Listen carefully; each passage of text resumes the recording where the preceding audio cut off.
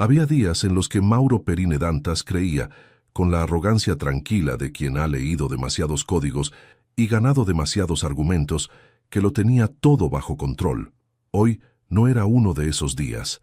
Erika Verspaten tenía los dedos enredados en el cuello de su camisa, la misma camisa que él había planchado esa mañana con la meticulosidad de siempre, y ahora estaba completamente arrugada, lo cual, por primera vez en su vida adulta, le importaba absolutamente nada. Ella olía a jabón de lavanda y a algo más, algo que no venía en ningún frasco, sino directamente de ella, de su piel, de ese rincón detrás de la oreja que él había descubierto que la hacía cerrar los ojos. Mauro. Su voz era suave, casi una advertencia, pero sus manos no lo soltaban. ¿Sí? Para de mirarme así. No puedo. Y era verdad. Llevaba 14 años intentándolo. Ella rió, ese sonido corto e impaciente que él ya sabía de memoria, y entonces la distancia entre los dos desapareció como si nunca hubiera existido. Mauro pensó, durante el brevísimo segundo que le quedó de pensamiento coherente antes de que todo lo demás se apagara, que algunas cosas en la vida merecen exactamente lo que cuestan. Y esto, ella, este momento, este caos glorioso, había costado 14 años. Valía cada uno. Esperen un momento. Nuestra historia está un poco adelantada. Volvamos 3 meses atrás para que entiendan todo, porque este amor no empezó dulce como está ahora. En realidad, empezó amargo como un limón. 3 meses antes, el despacho de Mauro Perine Dantas en el Tribunal de Justicia de Madrid tenía una virtud que él valoraba por encima de cualquier otro detalle arquitectónico: silencio. No el silencio incómodo de los hospitales o el silencio sepulcral de las iglesias, sino el silencio productivo de un espacio donde las cosas suceden con orden, con lógica, con la cadencia precisa que tienen los procedimientos cuando están bien ejecutados. A sus 32 años, Mauro era el juez más joven del tribunal. Algunos lo decían con admiración. Otros, con ese matiz ácido que usan quienes consideran que los méritos propios llegan siempre demasiado tarde y los ajenos siempre demasiado pronto. Él había aprendido a distinguir ambos tonos y a no perder el tiempo con ninguno. La mañana del martes era como cualquier otra. Café solo encima de la mesa, sin azúcar, sin concesiones. La chaqueta del traje colgada en el perchero de madera junto a la puerta. Los expedientes apilados en orden cronológico sobre el escritorio, una pared de papel que era en realidad una pared de vidas, divorcios, deudas, conflictos vecinales que habían escalado hasta convertirse en batallas legales de dimensiones absurdas. El trabajo de un juez, había aprendido Mauro, era el arte de reducir la complejidad humana a lo que cabía en un folio tamaño A4.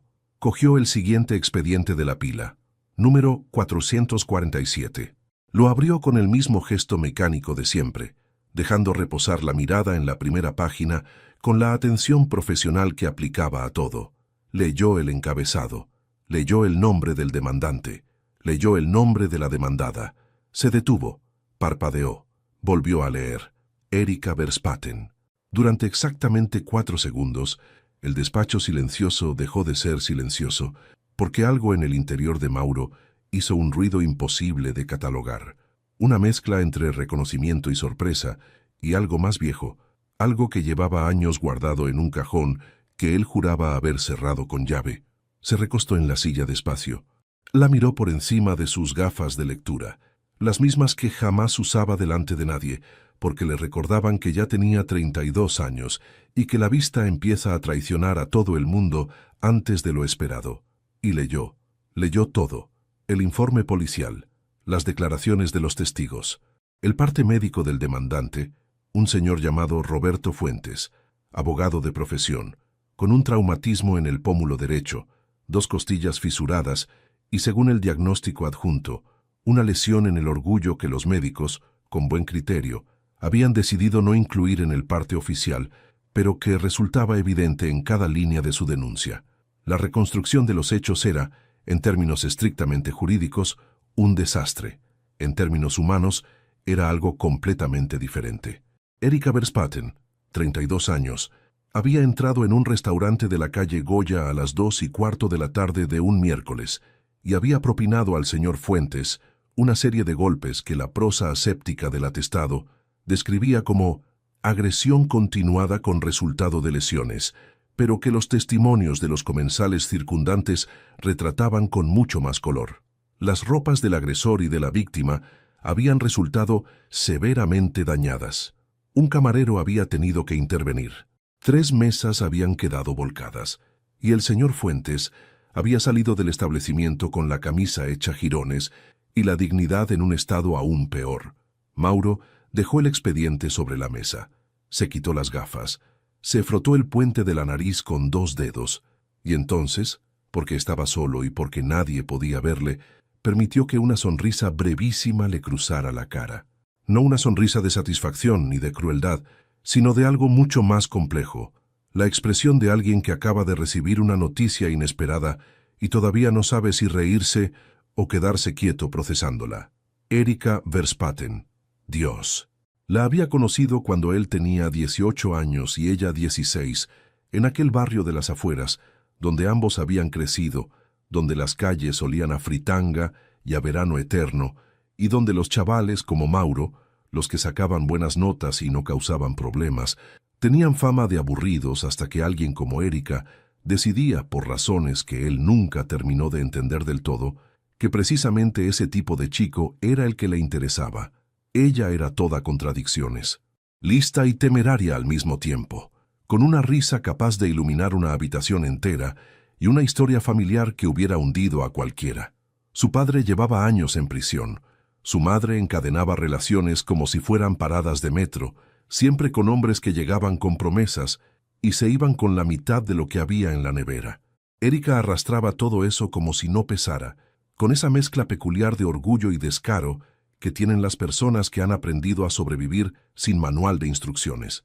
Habían estado juntos casi un año, el primer año de la vida adulta de Mauro, el año en que todo parece enorme e importante, y los sentimientos tienen la intensidad de las cosas que se experimentan por primera vez. Ella había sido su primer amor, en el sentido más amplio y más vulnerable de esa expresión. Su primera vez. Sus primeras conversaciones de las de verdad, esas donde te atreves a decir lo que piensas, sin el filtro de la imagen que quieres dar.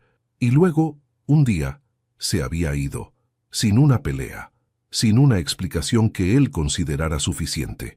La madre se había marchado con un nuevo hombre a otra ciudad, y Erika había ido con ella, y eso había sido todo. Una llamada de 5 minutos. Las cosas son así, Mauro. No me compliques la vida. Clic. Mauro había tardado bastante tiempo en aprender a odiarla con la tranquilidad necesaria, y luego había tardado aún más en dejar de hacerlo. Cogió el expediente de nuevo, lo estudió con la mirada de juez, no con la de chico de 18 años al que le habían roto el corazón en una llamada de 5 minutos. Los hechos eran claros. La señorita Verspaten había golpeado a un hombre en un lugar público con testigos. Eso era objetivamente un problema legal. Lo que el expediente no decía con suficiente claridad, pero que se adivinaba entre líneas, si se sabía leer, era el motivo. Siguió leyendo. La leyó entera, la declaración de Erika, y cuando llegó al final, dejó el folio sobre la mesa con mucho más cuidado del habitual, como si fuera algo que pudiera romperse. Roberto Fuentes, el demandante, el hombre con las costillas fisuradas y la camisa destrozada, había acosado a Kayla Verspaten, 17 años, la hermana pequeña de Erika. Mauro se levantó, enrolló la chaqueta sobre el brazo izquierdo, se quitó la corbata con un gesto rápido y preciso que en otro contexto habría parecido el inicio de algo completamente diferente, metió el expediente número 447 bajo el brazo y salió del despacho en dirección al aparcamiento. Necesitaba aire. El aparcamiento del Tribunal de Justicia a las 6 de la tarde tenía el aspecto melancólico de todos los aparcamientos cuando el día ha sido largo. Unas pocas plazas vacías, el zumbido lejano de la ciudad y esa luz anaranjada que lo hace todo parecer ligeramente menos real de lo que es. Mauro dobló la esquina interior del edificio con paso tranquilo, el expediente todavía bajo el brazo, la cabeza todavía medio dentro del caso, como siempre le pasaba cuando un asunto le enganchaba más de lo que le parecía oportuno. Ya estaba a unos 20 metros de su coche cuando se paró en seco. Había una mujer agachada junto al lateral del vehículo.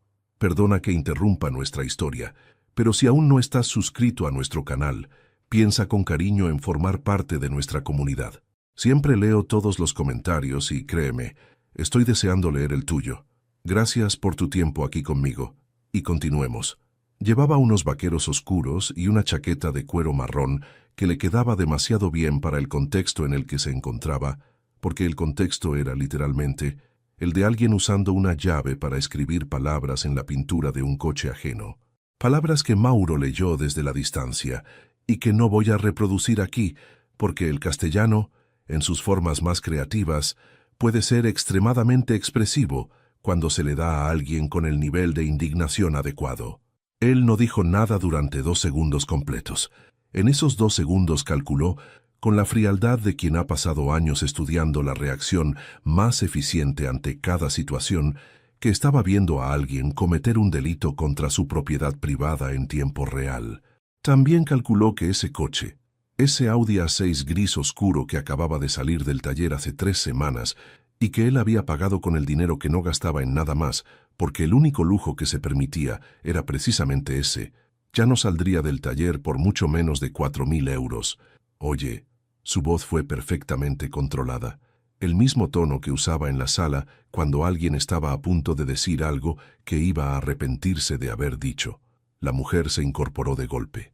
Y Mauro Perine Dantas, juez de primera instancia, hombre que llevaba 12 años construyendo una reputación basada en la imperturbabilidad, sintió que el mundo hacía una pausa breve e incómoda. Erika Verspaten tenía los ojos como platos. Seguían siendo exactamente del mismo color que él recordaba, ese marrón oscuro que dependiendo de la luz podía parecer casi negro o casi miel. El resto de la cara también era el mismo, pero más definida, más mujer, con esa clase de belleza que no necesita esfuerzo porque lleva años instalada con naturalidad. Tenía la llave en la mano y la expresión de alguien que acaba de darse cuenta de que la han pillado haciendo exactamente lo que estaba haciendo, lo cual era, en términos estrictos, lo que estaba haciendo. Empezó ella. Mauro no dijo nada. Es que, continuó Erika, Mauro tampoco dijo nada. Esto no es lo que parece. Lo dijo con el tono de alguien que sabe perfectamente que es exactamente lo que parece. Ah, ¿no?, respondió él al fin, con una ecuanimidad que en ese momento le costó bastante más de lo que aparentaba. Erika abrió la boca, la cerró, miró la llave en su mano, miró el coche, volvió a mirarle a él. En su cara se libraba una guerra interna que Mauro, incluso después de todos esos años, supo leer perfectamente. El orgullo contra el miedo, y por debajo de los dos, algo que en ella siempre había sido más fuerte que cualquier otra cosa, una especie de energía nerviosa que la hacía moverse incluso cuando estaba quieta. ¿Estás bien?, preguntó ella de repente. Mauro parpadeó. ¿Cómo? Que si estás bien. Llevas como 10 segundos mirándome sin decir nada y tienes una cara muy rara. Acabo de verte rayar un coche. Sí, eso ya lo sé. Erika se metió la llave en el bolsillo con el gesto firme de quien esconde la evidencia demasiado tarde. Me refiero a si estás bien tú. En general, hubo una pausa. Estoy perfectamente, dijo Mauro. Vale. Ella asintió con seriedad, como si eso cerrara el tema. Es que tenías cara de no estar perfectamente. Acabo de ver cómo rayaban mi... Se detuvo. Recalculó. Acabo de ver cómo rayaban un coche. Erika frunció el ceño levemente y lo estudió con esa mirada directa que él recordaba, la de alguien que evalúa si puede fiarse de lo que tiene delante. Luego debió decidir que sí, o al menos que no le quedaba otra opción, porque suspiró con fuerza y señaló el vehículo con un gesto que pretendía ser explicativo. Este es el coche de Roberto Fuentes. ¿Sí? Sí. Es el abogado de mi exnovio y es... Bueno, es una larga historia. Hizo una pausa.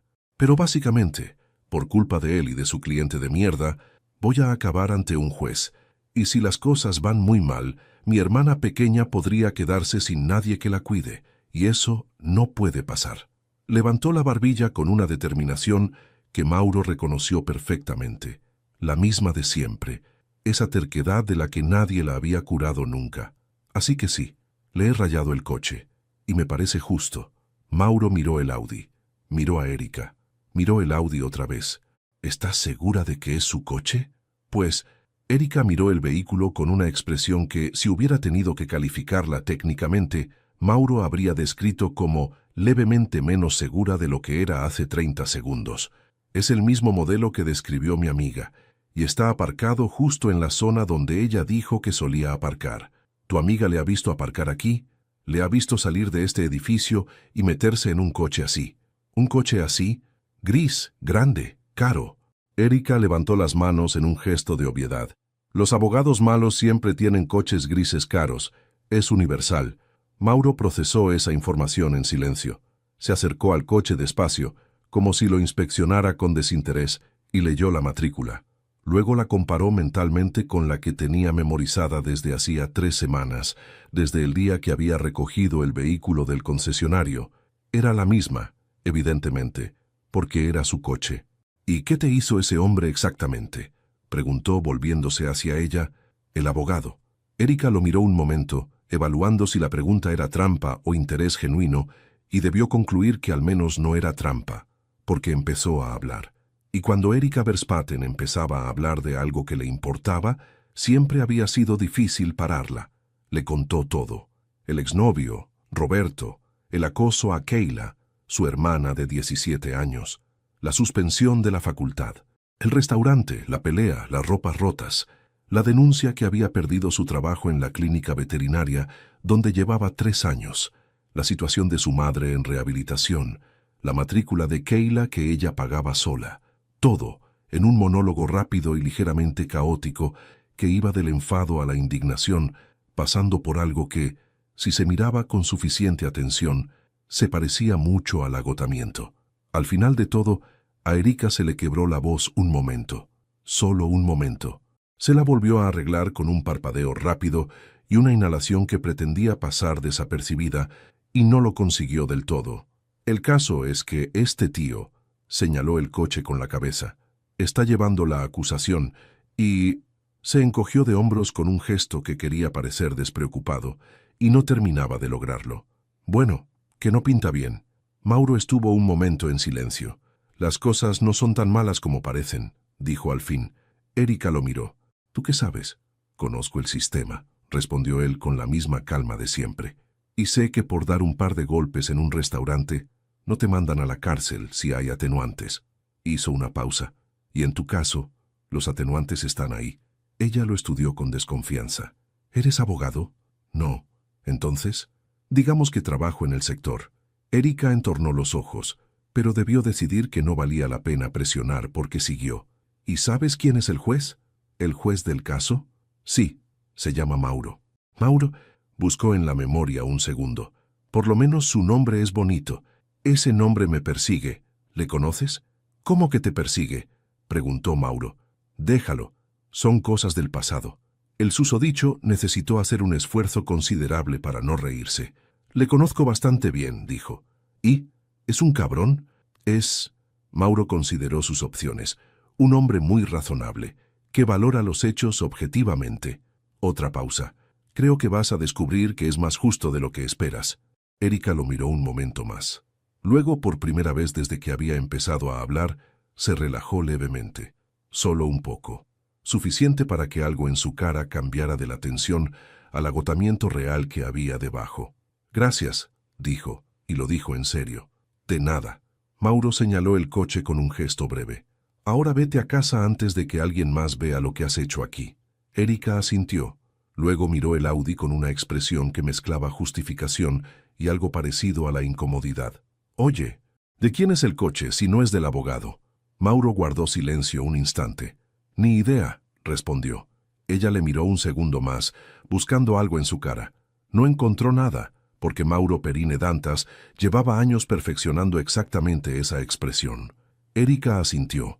Se subió la cremallera de la chaqueta y se marchó calle abajo con el paso rápido y decidido de siempre, sin mirar atrás. Mauro esperó hasta que dobló la esquina. Luego se volvió hacia su coche.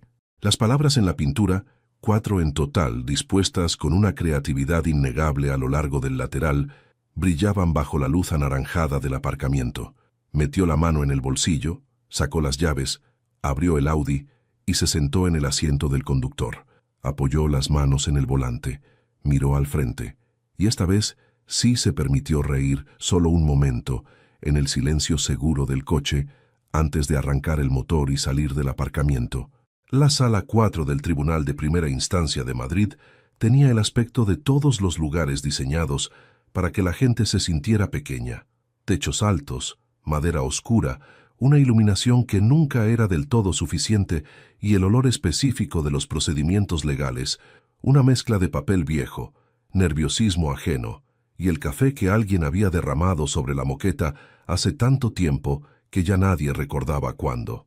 A las 10 en punto de la mañana del jueves, Erika Verspaten entró por la puerta lateral con su abogada, una mujer pequeña y eficiente llamada Consuelo, que le había repetido durante los últimos 10 minutos, mientras cruzaban el pasillo, que lo más importante era mantener la calma y no decir nada que no le preguntaran directamente. «Calma», repitió Consuelo una última vez antes de que se sentaran. «Pase lo que pase».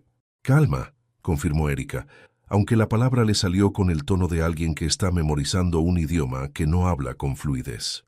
La sala fue llenándose con la parsimonia burocrática habitual.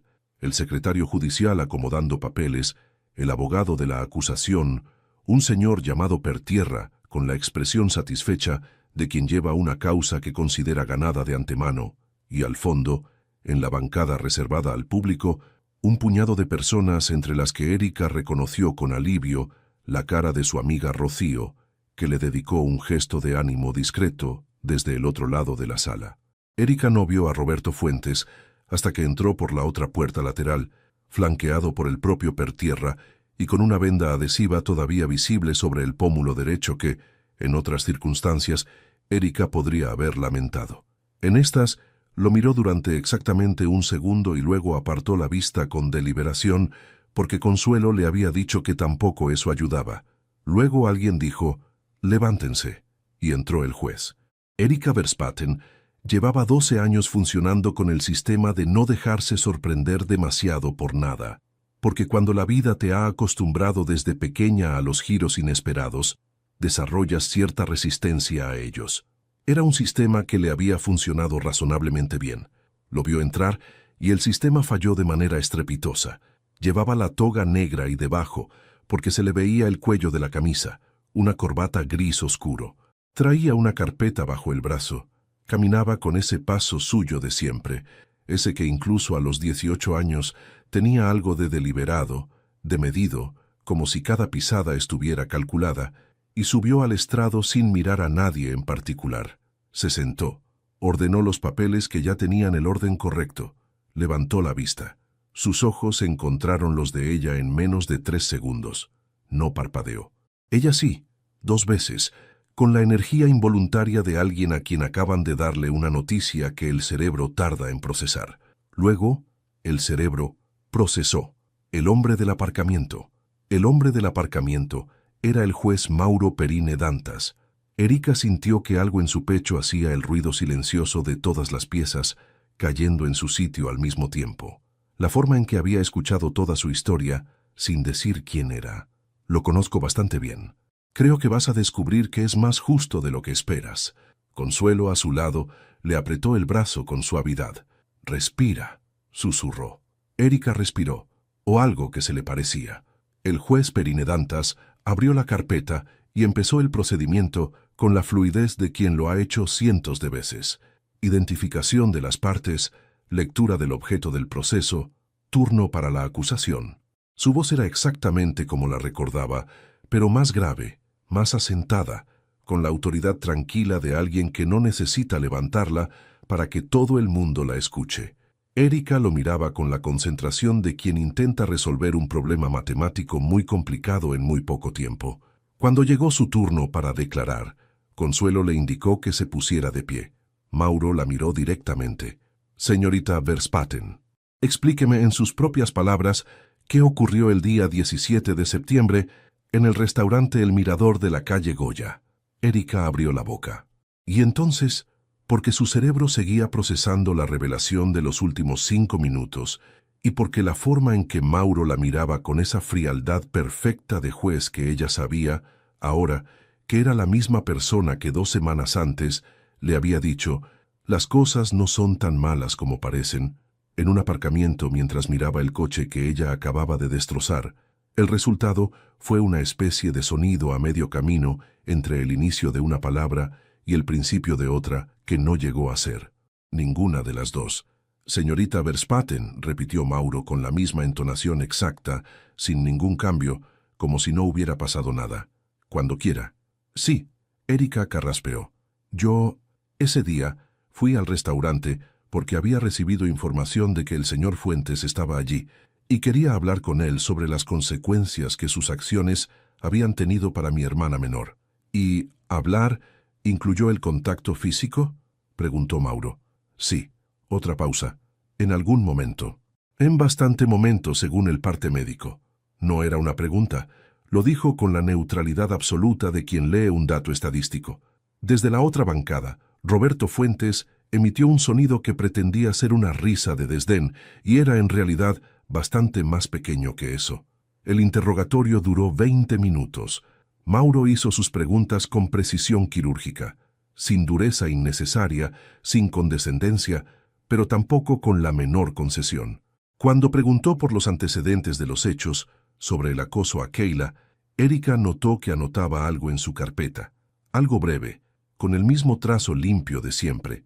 Cuando preguntó si había buscado otras vías antes de presentarse en el restaurante, Erika dijo que sí, que había intentado contactar con él por teléfono y que él había bloqueado su número, y Mauro anotó eso también. Cuando terminó el turno de preguntas, Erika se sentó. Las piernas le temblaban un poco.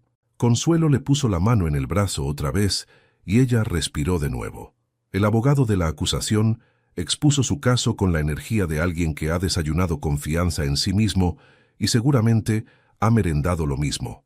Enumeró las lesiones del señor Fuentes, la perturbación del orden público, el carácter premeditado de la acción y terminó solicitando una pena de 6 meses de privación de libertad con cargos adicionales por daño moral. Consuelo, en su turno, expuso los atenuantes: la provocación previa, el acoso documentado a una menor, la falta de antecedentes de su representada, el impacto desproporcionado que la situación había tenido en la estabilidad laboral y familiar de Erika. Lo hizo bien, lo hizo muy bien de hecho, con la precisión de quien conoce el código mejor que el argumento contrario. Mauro escuchó las dos exposiciones con la misma expresión, atenta, cerrada, completamente ilegible. Cuando Consuelo terminó, el juez recogió sus papeles. Los ordenó con ese gesto metódico que Erika ya había identificado como suyo y levantó la vista hacia la sala. Habiendo evaluado las circunstancias del caso, comenzó con esa voz que llenaba la sala sin necesidad de esfuerzo y tomando en consideración tanto la gravedad objetiva de los hechos como los atenuantes aportados por la defensa, este tribunal dicta la siguiente resolución. Erika contuvo el aliento. La señorita Erika Verspaten queda condenada al cumplimiento de 90 días de trabajo en beneficio de la comunidad, con efecto inmediato a partir de la fecha de notificación de la sentencia, sin pena privativa de libertad, sin antecedentes penales registrables una vez cumplida la condena. El silencio duró exactamente 2 segundos. Luego, Roberto Fuentes se puso en pie. ¿Qué? Su voz tenía el volumen de alguien que ha olvidado temporalmente dónde está. ¿3 meses de servicio comunitario? Ella me rompió 2 costillas. Esto es una broma. Merecía ir a la cárcel, señoría. No recoger basura en un parque. Mauro lo miró. Era el tipo de mirada que no necesita ningún otro elemento para comunicar exactamente lo que quiere comunicar. Lenta, directa, con la temperatura de una habitación donde alguien acaba de abrir una ventana en pleno enero. «Señor Fuentes», dijo Mauro, con una calma que era en sí misma una advertencia. «¿Quién es el juez en esta sala?» Roberto abrió la boca. «Esa era una pregunta retórica», continuó Mauro, sin darle tiempo. «Le recuerdo que está en una sala de justicia y que las expresiones que acaba de usar constituyen desacato. Si vuelve a intervenir sin ser requerido para ello, tomaré nota de ello en el expediente». «Ha quedado claro». Roberto Fuentes, con la venda en el pómulo y la rabia visible en cada músculo de la cara, se sentó. «Perfecto», dijo Mauro, y dio por concluida la vista. «Se ve en el pasillo, Consuelo le explicó los detalles de la condena con la eficiencia de siempre, pero Erika apenas escuchaba. Miraba la puerta por la que había salido Mauro, ya sin toga, con la chaqueta del traje y la carpeta bajo el brazo, caminando hacia el otro extremo del corredor sin mirar atrás. Le ardían los ojos, no de tristeza exactamente, de algo más complejo, esa mezcla específica de alivio y agotamiento, y algo que no sabía cómo llamar, que se instala en el cuerpo cuando la tensión de semanas enteras se disuelve de golpe y deja un espacio vacío que todavía no sabe qué va a ocupar. Se los limpió con el dorso de la mano antes de que Consuelo se diera cuenta. Luego se puso la chaqueta, cogió el bolso y salió al Sol de Madrid, que seguía ahí, impasible, sin enterarse de nada. El Centro Comunitario San Isidro llevaba 20 años sirviendo comidas calientes a quien las necesitara, todos los martes y jueves, de 9 de la mañana a 2 de la tarde, sin excepción y sin demasiada burocracia. Era un lugar de techos bajos y ventanas grandes, paredes pintadas de ese amarillo que alguien en los años 90 debió considerar alegre y que el tiempo había convertido en algo más parecido al color del papel de periódico viejo. Olía a caldo de pollo y a detergente de fregar, y en las paredes había dibujos de niños enmarcados con esa seriedad festiva de los lugares que han aprendido a encontrar dignidad en los detalles pequeños. Erika llegó el primer martes con 10 minutos de adelanto, el formulario de incorporación en la mano y la expresión de quien se ha prometido a sí mismo que va a hacer esto con la cabeza alta, sin importar nada más. Doña Amparo, la coordinadora, era una mujer de 60 y pico años con el pelo blanco recogido en un moño perfecto y una energía que desafiaba cualquier clasificación etaria. La había recibido con un abrazo breve, le había dado un delantal azul y le había dicho que hoy tocaba servir el primer turno y después fregar. ¿Fregar qué?, había preguntado Erika.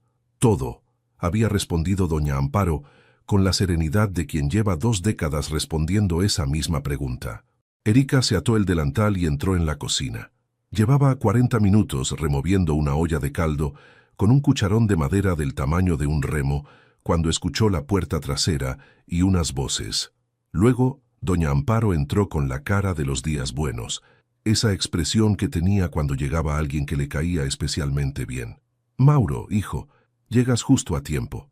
Hoy tenemos el doble de gente que el jueves pasado». Erika dejó de remover, o más exactamente, el cucharón dejó de moverse porque la mano que lo sostenía se olvidó momentáneamente de su función, y el caldo siguió girando solo por inercia durante un par de segundos mientras ella procesaba lo que acababa de escuchar. Mauro entró en la cocina con una bolsa de tela en cada mano y una sonrisa que Erika nunca le había visto en el tribunal, abierta y sin reservas, del tipo que uno guarda para los lugares donde no hace falta mantener ninguna imagen. Llevaba una camiseta gris vaqueros y el pelo ligeramente menos perfecto que de costumbre. Se veía completamente diferente. Se veía exactamente igual. Lo vio a él. Él la vio a ella. La cocina, que era pequeña de por sí, pareció reducirse a la mitad. «Ah», dijo Mauro. «Ah», dijo Erika. Doña Amparo los miró a los dos con la perspicacia de alguien que lleva 60 años observando personas. «¿Os conocéis?» «No», dijo Erika. «Sí», dijo Mauro, al mismo tiempo. Doña Amparo asintió con la expresión de quien ha decidido que eso es suficiente información por ahora y que el caldo no puede esperar más. «Mauro, las verduras están en la bolsa grande. Erika, sigue con el caldo. Os lo explico todo en 5 minutos». Y así comenzaron sus martes y sus jueves.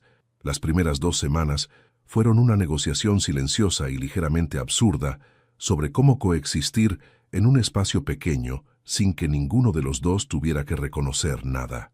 Erika había optado por la estrategia de la eficiencia: llegar, hacer su trabajo, marcharse, sin conversaciones innecesarias, sin miradas prolongadas, sin darle a aquel hombre ninguna oportunidad de interpretar su actitud como algo que no era. Si el juez Perine Dantas quería venir a jugar a los voluntarios al mismo sitio donde ella cumplía su condena, eso era problema suyo. Ella estaba allí porque no le quedaba otra. Él aparentemente, por alguna razón que todavía no le había preguntado y que no pensaba preguntarle, El problema era que Mauro resultaba de manera francamente irritante, exactamente el tipo de persona que le cae bien a todo el mundo. Don Fermín, el señor mayor que venía todos los martes y se sentaba siempre en la misma silla junto a la ventana, lo había adoptado como interlocutor preferido para sus teorías sobre el Real Madrid. Los niños del programa de actividades del jueves lo perseguían por el pasillo, pidiendo que repitiera el truco de la moneda que les había enseñado la semana anterior. Doña Amparo le reservaba el mejor trozo del bizcocho que alguien traía siempre los jueves sin que nadie supiera exactamente quién. Y él lo llevaba todo con esa naturalidad desarmante de la gente que es genuinamente buena en el trato con los demás, pero no hace publicidad de ello. Sin aspavientos, sin el exceso de entusiasmo un poco impostado que tienen las personas que hacen voluntariado, porque quieren que se note que lo hacen. Solo estaba allí, presente, útil, con esa sonrisa que Erika había decidido oficialmente que no le afectaba en absoluto. Un martes de la tercera semana estaban los dos recogiendo las mesas del turno de mediodía. Erika apilaba platos. Mauro doblaba manteles. El silencio entre ellos era de ese tipo que ya no era incómodo sino simplemente habitual, casi funcional. «Doña Amparo dice que eres buena con la olla grande», dijo Mauro, sin preámbulo. Erika lo miró. ¿Eso es un cumplido? Es una observación. Llevo 3 semanas removiendo caldo 4 horas seguidas. Sería preocupante que no hubiera mejorado. Hay gente que lo hace 20 años y sigue haciéndolo igual de mal. Dobló el último mantel. Es una habilidad subestimada. Erika no dijo nada, pero algo en la comisura de su boca traicionó una sonrisa que se esforzó en suprimir antes de que se volviera completamente visible. Siguió apilando platos. Él también siguió con lo suyo. Era así, pequeñas grietas en el muro, y ninguno de los dos dispuesto a nombrarlas. El jueves que la motoneta se rompió, Erika lo supo en el momento exacto en que salía del centro comunitario. El motor hizo un sonido que no debería hacer ningún motor, luego otro que era directamente una queja, y luego nada. Silencio mecánico total. Erika miró el cielo. Eran las 2:15 de la tarde. El sol de noviembre calentaba lo justo para no molestar, y su moto estaba muerta en la acera. ¿Problemas?, dijo una voz a su espalda. «Ninguno», respondió ella automáticamente, antes de girarse y confirmar que era Mauro, que salía con la bolsa de tela ya vacía y las llaves del coche en la mano. «La moto está haciendo un sonido que no es compatible con el funcionamiento normal de una moto», observó él. «La moto está perfectamente. La moto está apagada y no arranca. Está descansando». Mauro la miró con esa expresión suya de paciencia deliberada. «Te llevo». «No». «Erika, he dicho que no». Se cruzó de brazos. «Puedo coger el metro.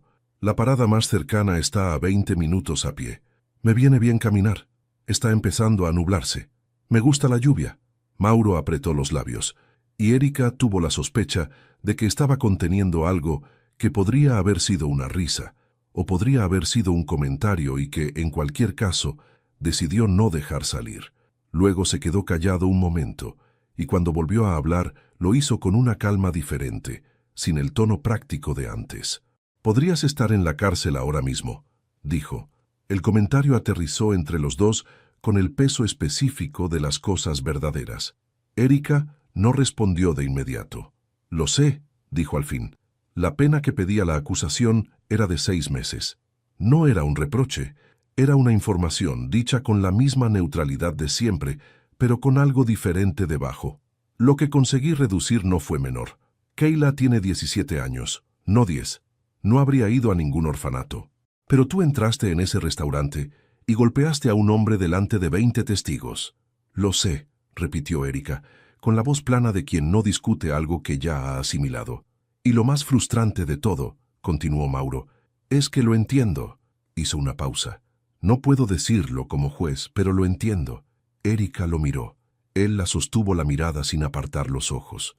Había algo desarmante en eso, en la forma en que Mauro siempre había sido capaz de decir las cosas difíciles, sin convertirlas en armas. Incluso a los 18 años lo hacía, cuando todavía no sabía nada de nada. Ahora lo hacía mejor, con más capas, pero era la misma habilidad de siempre. Le resultaba completamente injusto que siguiera teniéndola. «Me escondiste quién eras», dijo ella, más despacio, en el aparcamiento. Sabías perfectamente quién era yo y cuál era mi caso, y te quedaste ahí hablando como si nada. No podía decirte quién era en ese contexto. Su voz no se defendía, explicaba. Habría sido éticamente inapropiado. Y muy divertido para ti. Eso también. Y esta vez sí lo dijo con algo parecido a una sonrisa, breve, y Erika, a su pesar, sintió que algo en su pecho se descongela 1 milímetro. Suspiró. Eres insoportable. Soy un juez razonable que te está ofreciendo una carona. ¿Qué me ofrece una carona?, corrigió ella. Después de haberme condenado, después de haberte puesto la pena mínima posible dentro de lo que permitía la ley. Silencio. Empecemos de nuevo, dijo Mauro entonces, y extendió la mano con la formalidad levemente irónica de alguien que sabe exactamente lo que está haciendo. Mauro Perine Dantas, juez de primera instancia, voluntario los martes y jueves, antiguo aspirante a piloto de Fórmula 1, lo cual es una historia larga. Erika lo miró. Miró la mano. Volvió a mirarlo a él. ¿Piloto de Fórmula 1? Repitió. ¿Te acuerdas? Una pausa. Eso era lo que quería ser. Y entonces Erika sí lo recordó. Un chico de 18 años con un póster de Schumacher en la pared de su cuarto y la convicción absoluta de que iba a ser piloto, o morir intentándolo, o estudiar derecho si lo primero fallaba, porque su madre insistía en que necesitaba un plan alternativo. Lo recordó con una claridad que no esperaba tener después de tantos años, y algo en ese recuerdo fue directo a una parte de ella que había creído que tenía bien sellada. Le estrechó la mano. Erika Verspaten, dijo, condenada a trabajos comunitarios, antigua especialista en complicarle la vida a la gente. Ya lo sé. Sus dedos rodearon los de ella un momento antes de soltar. Eso tampoco ha cambiado mucho. Erika abrió la boca para responder algo, probablemente algo mordaz, cuando Mauro empezó a caminar en dirección al aparcamiento con la naturalidad de quien da por cerrado el tema. Ella lo siguió, más por impulso que por decisión consciente, y mientras caminaban, intercambiaron unas pocas frases, nada importante, el tipo de conversación que sirve para llenar el espacio entre dos personas que todavía están negociando el territorio. Cuando llegaron al coche, Mauro sacó el mando y desbloqueó el Audi. Erika se paró en seco. Lo miró. Miró el lateral del coche donde las palabras que ella había grabado con una llave 3 semanas antes seguían ahí, perfectamente visibles, en la pintura gris oscuro que ya nadie había llevado a ningún taller. «Este coche», dijo despacio con el tono de quien está ensamblando una conclusión que no le gusta nada. «Sí», confirmó Mauro, abriendo ya la puerta del conductor. «Era tuyo». No era una pregunta. «Era mío. Desde el principio. Desde el principio». Se puso las manos en la boca. Las miró. Miró el coche. Volvió a mirarlo a él que estaba de pie junto a la puerta abierta con la expresión más neutra del mundo, como si estuvieran hablando de algo completamente banal, como el tiempo o los precios del supermercado. «¿Sabes lo que me cuesta arreglarlo?», articuló al fin. «Más o menos». Se encogió de hombros. «Todavía no he tenido tiempo de llevarlo». Una pausa. «¿Vienes o no?». Erika lo miró durante 5 segundos enteros, procesando, recalibrando, buscando en su cara alguna señal de indignación o de reproche, o de cualquier otra cosa que le diera una excusa para seguir enfadada con él. No encontró nada. Solo esa calma suya, esa paciencia de roca, y debajo, si uno miraba con suficiente atención, algo que se parecía mucho a la diversión contenida. Suspiró profundamente, rodeó el coche, se sentó en el asiento del copiloto. Y mientras Mauro arrancaba el motor y salía del aparcamiento, Erika miró por la ventana el lateral rayado que pasaba junto a ella como una evidencia viviente de todos sus errores recientes, y decidió que esto era exactamente lo que merecía por confiar en las descripciones de coches de segunda mano que hacen las amigas. El plan era sencillo, demasiado sencillo, en retrospectiva, para alguien que llevaba 20 años aprendiendo que los planes sencillos son los que más fácilmente salen mal. Mauro necesitaba recoger 2 cosas de su casa antes de llevar a Erika a la sesión fotográfica benéfica que el centro comunitario organizaba ese sábado por la tarde en el parque. La cámara, que era una Leica que guardaba en el armario del estudio y que usaba en contadas ocasiones, y las mantas térmicas que doña Amparo había pedido expresamente para que los voluntarios pudieran instalarse en el exterior sin que nadie muriera de hipotermia en el intento.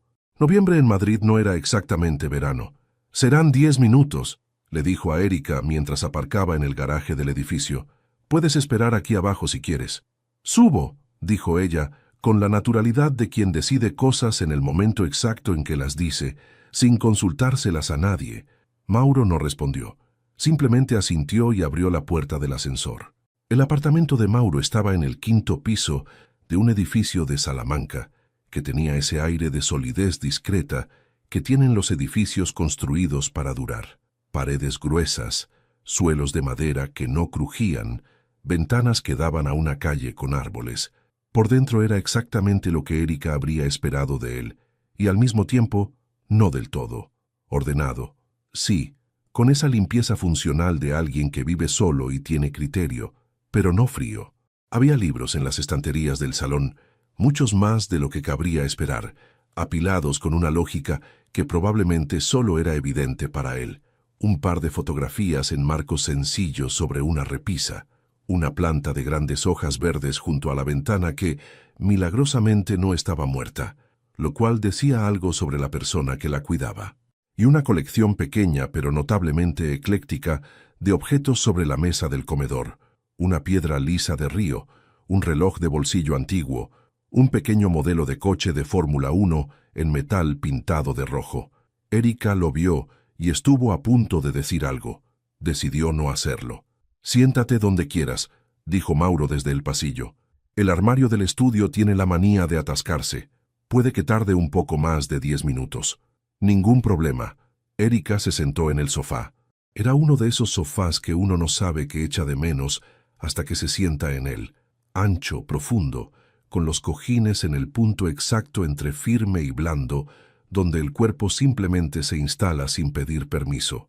Cruzó las piernas, las descruzó, miró la planta, miró los libros. Llevaba 3 semanas durmiendo 5 horas de media. Kayla había tenido un problema administrativo en la facultad que había requerido 2 visitas y 4 llamadas de teléfono para resolverse. Su madre había tenido una semana difícil en la clínica de rehabilitación y había llamado 2 noches seguidas llorando, lo cual no significaba que hubiera recaído, pero significaba que Erika había pasado 2 horas al teléfono cada vez, sentada en el suelo de la cocina a la 1 de la mañana, siendo el ancla de alguien que todavía estaba aprendiendo a no necesitar anclas ajenas. El trabajo comunitario le ocupaba 4 mañanas a la semana, y en algún punto de todo eso, tenía que encontrar tiempo para buscar empleo, porque la clínica veterinaria donde había trabajado había cubierto su puesto antes de que ella pudiera siquiera discutirlo. El sofá era muy cómodo, el salón era muy silencioso, la calefacción estaba puesta en un punto exacto que no era ni frío ni calor, sino simplemente temperatura perfecta. Erika cerró los ojos un momento, solo para descansar los párpados. Sois Mauro tardó exactamente 17 minutos en encontrar la cámara, en medio de la cual el armario del estudio había decidido, con pésimo sentido de la oportunidad, que era el momento de atascarse de verdad. Cuando salió al pasillo con la cámara en bandolera y las mantas dobladas bajo el brazo, se asomó al salón para avisar a Erika de que ya podían irse. Se paró en el umbral. Ella dormía. No el sueño ligero e inestable, de quien se ha quedado traspuesta sin querer, sino el sueño profundo y sin reservas de quien llevaba semanas sin dormir de verdad y cuyo cuerpo había aprovechado el primer momento de quietud disponible para cobrar la deuda entera. Estaba ligeramente recostada hacia un lado, con la mejilla apoyada en la mano, el cabello oscuro desparramado sobre el cojín, la respiración lenta y regular. Tenía la boca levemente entreabierta y el ceño relajado, sin esa tensión permanente que llevaba instalada en la cara desde el primer día en el aparcamiento. Mauro permaneció quieto en el umbral durante un momento. Luego miró el teléfono. Eran las 4 menos cuarto. La sesión fotográfica era a las 5. Había tiempo suficiente. Dejó la cámara y las mantas con cuidado sobre la silla del comedor. Fue a la cocina, llenó el hervidor, preparó 2 tazas. Volvió al salón y la encontró exactamente igual, sin haber cambiado de posición ni un centímetro, lo cual decía todo lo que hacía falta decir sobre lo cansada que estaba. Cogió la manta que siempre tenía doblada sobre el respaldo del sillón, se acercó al sofá sin hacer ruido y la extendió con cuidado sobre ella. Erika no se movió. Mauro se quedó de pie un segundo más de lo estrictamente necesario, mirándola, y luego se retiró a la cocina a esperar que el té se hiciera.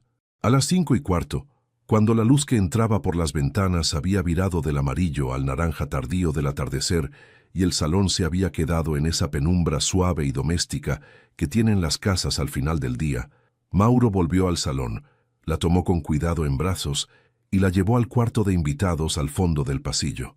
Era una habitación sencilla, con una cama hecha y una ventana que daba a los árboles de la calle. La dejó sobre el colchón con la misma cautela de antes. Le quitó los zapatos sin que ella se despertara, la cubrió con el edredón. Erika murmuró algo ininteligible y se giró hacia el otro lado. Mauro cerró la puerta con el sigilo de alguien que sabe que hay cosas que no deben interrumpirse. Luego fue al salón.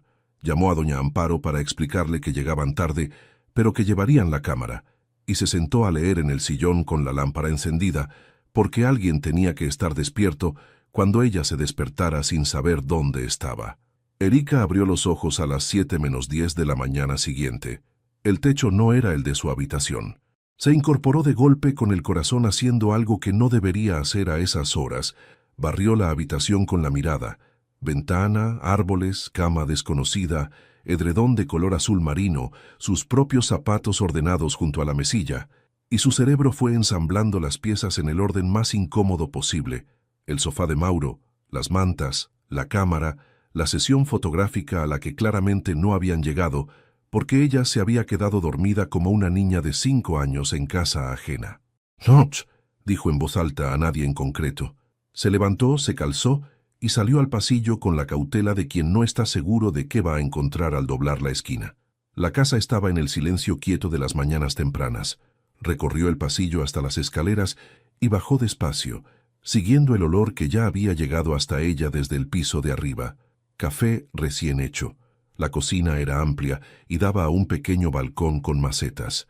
Mauro estaba de espaldas a ella, de pie frente a la cafetera, descalzo, con un pantalón de chándal gris y sin camiseta, y Erika tardó exactamente un segundo en decidir que era completamente injusto que a las 7 de la mañana alguien tuviera ese aspecto con tanta normalidad, como si fuera la cosa más razonable del mundo estar así, en su propia cocina, completamente ajeno al hecho de que había alguien mirándolo.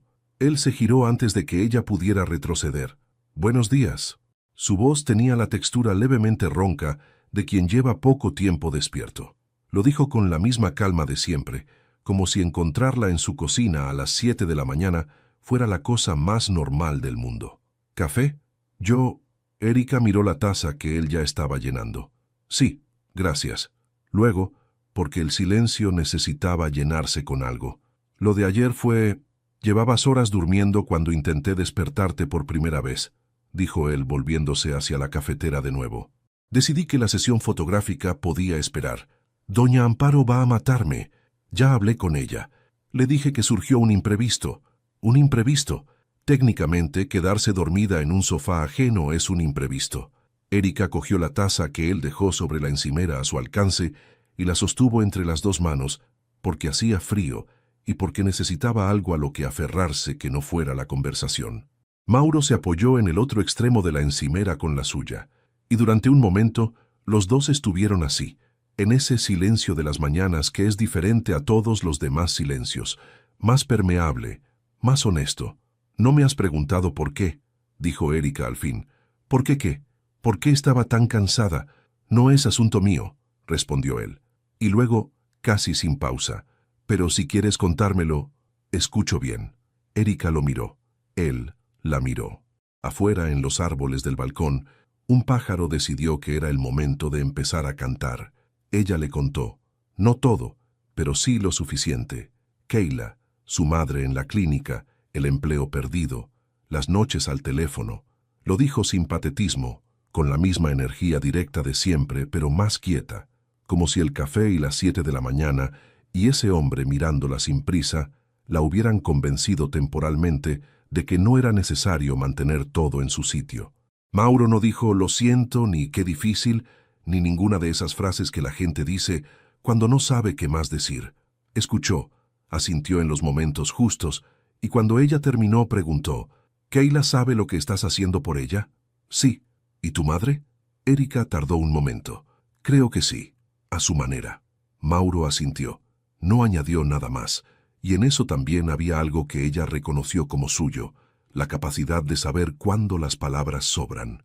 Terminaron el café de pie en la cocina con los árboles afuera, y la mañana empezando despacio, sin prisa, como si el tiempo hubiera decidido tomarse un respiro junto con ellos. El mercadillo de Navidad del barrio de La Latina se instalaba todos los años a mediados de noviembre, con la puntualidad festiva de las cosas inevitables. Puestos de madera pintada de rojo, luces que aún no eran suficientes para contrarrestar el frío, pero que lo intentaban con entusiasmo. El olor mezclado de castañas asadas y chocolate caliente, y ese aroma específico del aceite de los churros que se colaba por entre todo lo demás, con la arrogancia de quien sabe que es el más poderoso. Doña Amparo había organizado que los voluntarios del centro comunitario tuvieran un puesto ese sábado para recaudar fondos, artesanía hecha por los usuarios del programa, mermeladas caseras, algunas plantas. Había repartido los turnos con la eficiencia de un general napoleónico, y el turno de las 12 a las 2 había correspondido, por la gracia de los horarios, a Mauro y a Erika. Esto es un conflicto de intereses, había dicho Erika cuando vio el cartel. Es un mercadillo, había respondido doña Amparo sin levantar la vista de su cuaderno. Estoy diciendo que él es el juez que me condenó y yo soy la condenada que tiene que trabajar con él. Y yo estoy diciendo que es un mercadillo de Navidad y que las mermeladas no se venden solas. Doña Amparo había levantado la vista entonces, con esa mirada suya de paciencia infinita y ligerísima diversión. Siguiente. Y así fue como Erika Verspaten se encontró a las 12 en punto del sábado, detrás de un puesto de madera pintada de rojo, envuelta en un abrigo verde que era demasiado grande para ella porque era el que Kayla le había prestado en el último momento, con un gorro de lana que tenía un pompón en la punta que rebotaba con cada movimiento de cabeza, colocando tarros de mermelada de albaricoque en orden descendente de tamaño. Mauro llegó con 3 minutos de adelanto, miró el gorro, miró el pompón y tuvo la delicadeza de no decir nada. Ni una palabra, dijo Erika. No he dicho nada. Estabas pensándolo. Estaba pensando que hay que poner el cartel del precio en la mermelada de higo. Cogió el rotulador de la mesilla y empezó a escribir. Nada más. El mercadillo tenía esa energía característica de los sábados festivos. Gente que paseaba sin prisa, niños que corrían entre los puestos, parejas cogidas del brazo que se detenían a mirar cosas que probablemente no iban a comprar. Erika resultó ser, contra todo pronóstico, bastante buena vendiendo mermeladas. Tenía un método. Cogía el tarro más pequeño, lo ponía en las manos del cliente antes de que pudieran decir nada y empezaba a describirlo con la convicción de alguien que se lo ha comido en el desayuno esa misma mañana, aunque en realidad no había probado ninguna. Era desvergüenza pura, pero funcionaba. Mauro la observó hacer su tercera venta en 40 minutos con una expresión que ella, de reojo, identificó como algo entre admiración y diversión. ¿Qué? Dijo sin mirarlo. Nada. Es que le acabas de vender mermelada de higo a un hombre que ha dicho 3 veces que no le gusta el higo. Ahora le gusta. ¿Cómo lo sabes? Porque se la ha comprado. Le tendió el dinero a Mauro para que lo guardara en la caja. Es una cuestión de confianza. Si tú crees que algo es bueno con suficiente convicción, la gente acaba creyéndolo también. Mauro guardó el dinero. Eso es o muy sabio o ligeramente manipulador. Las dos cosas no son excluyentes. Él sonrió. Una sonrisa real, de las que le cambiaban la cara entera, y Erika se giró hacia el siguiente cliente antes de que se le notara que la había visto. A la 1:15, con el puesto funcionando solo y la afluencia de clientes en un momento de calma, Mauro fue a buscar 2 chocolates calientes al puesto de al lado. Volvió con los vasos y se los dio a Erika, que los cogió con ambas manos y los sostuvo contra el pecho con la expresión de quien acaba de recibir exactamente lo que necesitaba sin haberlo pedido. Gracias. De nada. Se quedaron los dos apoyados en el mostrador del puesto, mirando el mercadillo, con los vasos en las manos. La gente pasaba. Las luces parpadeaban. Alguien en el puesto de al lado tenía una radio pequeña que emitía villancicos con el volumen justo para que se oyeran pero no molestaran. ¿Puedo preguntarte algo?, dijo Erika. Puedes intentarlo. ¿Por qué vienes al centro comunitario? Y no me digas que porque te gusta el caldo. Mauro giró el vaso entre los dedos un momento antes de responder. Empecé hace 2 años, cuando llevaba un caso de desahucio que se alargó más de lo que debería. Una familia con 3 hijos. Hizo una pausa. El sistema hizo lo que el sistema hace. Fue lento. Fue justo dentro de sus limitaciones. Y aún así hubo un momento en el que yo ya no podía hacer nada más por ellos desde el estrado. Otra pausa, más breve. Resultó que podía hacer algunas cosas desde otro lado. Erika lo miró. No esperaba esa respuesta. ¿Qué esperabas? No sé. Algo más de juez. Porque es mi deber cívico. O algo así. También lo es. Una pausa con algo de humor. Pero el caldo ayuda. Erika se rió. Fue una risa corta y genuina, de las que llegan antes de que uno pueda decidir si quiere dejarlas salir o no. Mauro la miró mientras pasaba, con esa atención suya de siempre, y ella volvió a girarse hacia el mercadillo porque era lo más seguro. El problema empezó a la 1:40. Erika lo vio llegar desde lejos. Un hombre de unos 40 años, fornido, con el andar de quien ha bebido lo suficiente para perder el filtro, pero no lo suficiente para perder la coordinación, que se detuvo frente al puesto con una sonrisa que no tenía nada de festivo. «Oye, guapa, ¿cuánto vale la del bote grande?» «4 euros». La voz de Erika fue perfectamente normal. «¿Y la que me la vende?» Se apoyó en el mostrador, inclinándose hacia ella con una familiaridad que no le habían dado. Erika no retrocedió. «Esa no está en venta». «Venga, no seas así». El hombre sonrió más. «Solo estoy siendo simpático». «Ya». Erika puso el tarro de mermelada entre los dos con la delicadeza de quien instala una barrera. «¿La compra o no?» «Igual me la compro si me das el número». Fue en ese momento exacto cuando Mauro, que había estado ordenando la caja 2 pasos a su derecha y que hasta ese instante no había dicho nada, se incorporó. No dijo ninguna de las cosas que la gente suele decir en estas situaciones. No levantó la voz. No hizo ningún gesto brusco. Simplemente se colocó junto a Erika, no delante de ella, sino a su lado, con esa postura suya de siempre, recta y sin tensión aparente, y miró al hombre con una expresión que era difícil de definir, pero que tenía el efecto inequívoco de reducir el tamaño de cualquier habitación en la que apareciera. «¿Le puedo ayudar en algo?», dijo.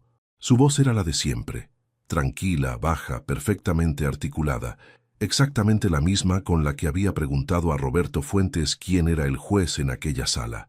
El tipo de voz que no amenaza porque no necesita amenazar. El hombre lo miró. Algo en su postura cambió. Ese ajuste involuntario que hace el cuerpo cuando registra que la situación es diferente de lo que calculaba. «Solo estaba mirando las mermeladas», dijo. «Claro». Mauro cogió el tarro grande del mostrador y se lo puso en las manos con la amabilidad precisa de quien cierra una conversación. «Son 4 euros». Pausa. «¿Paga en efectivo?» El hombre pagó.